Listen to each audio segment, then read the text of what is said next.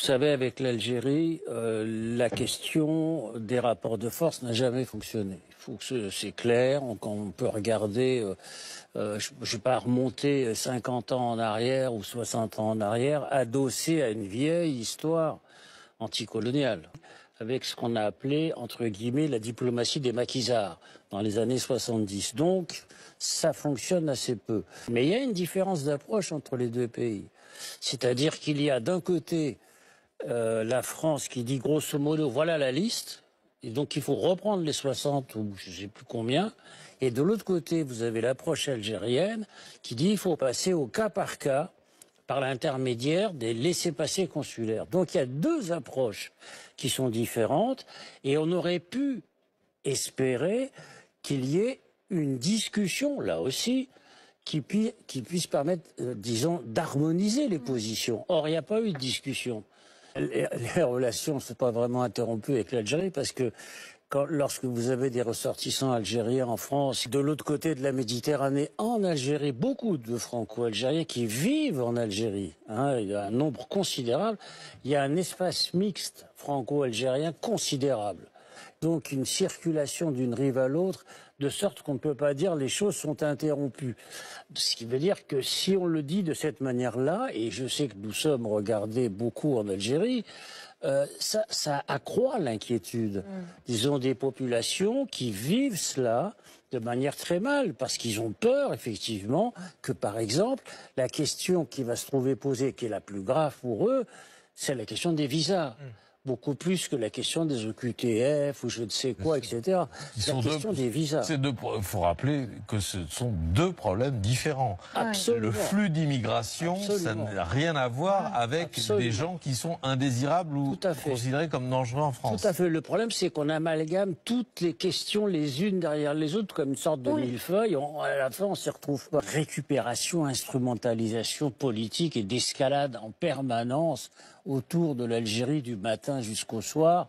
Vous savez, les Algériens le vivent quand même très mal, cette espèce de volonté à chaque fois de tout ramener à une seule cause, à une seule question, qui est l'Algérie, où on mélange tout.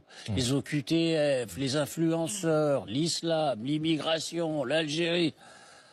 À la fin et à la longue, ça fatigue quand même, franchement. Lorsque la France arrive en Algérie, sous la monarchie de Juillet, c'est progressivement qu'il y a eu effectivement cette occupation totale du pays et aussi des massacres et des pratiques d'extermination qui ont commencé notamment sous Bugeaud.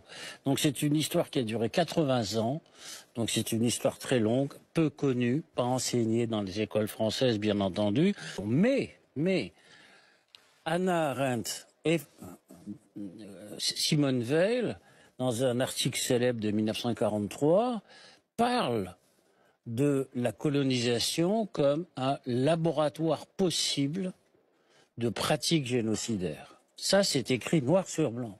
Mais il y a quand même des processus, il y a quand même des mouvements qui sont absolument épouvantables qu'on a pu constater en Algérie, que les historiens ont très bien documenté depuis fort longtemps.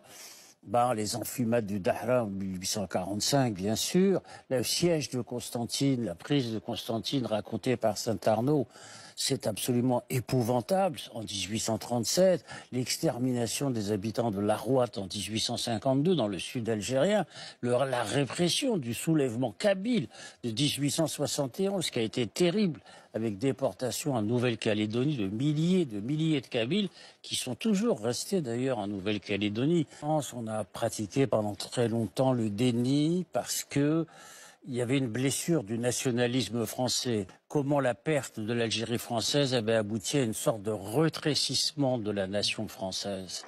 Et cette question du rétrécissement du nationalisme français a été mal vécue et pas assumée.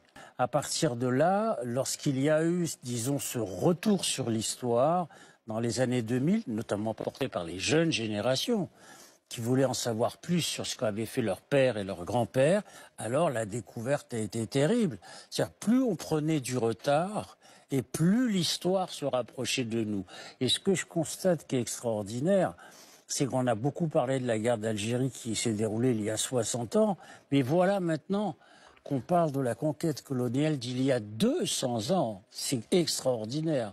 C'est-à-dire qu'on est en train de parler d'un événement qui s'est déroulé en 1830. Vous vous rendez compte, on est en 2025, dans 5 ans, ce sera 2030. Il y aura 2 siècles, la France arrivée en Algérie.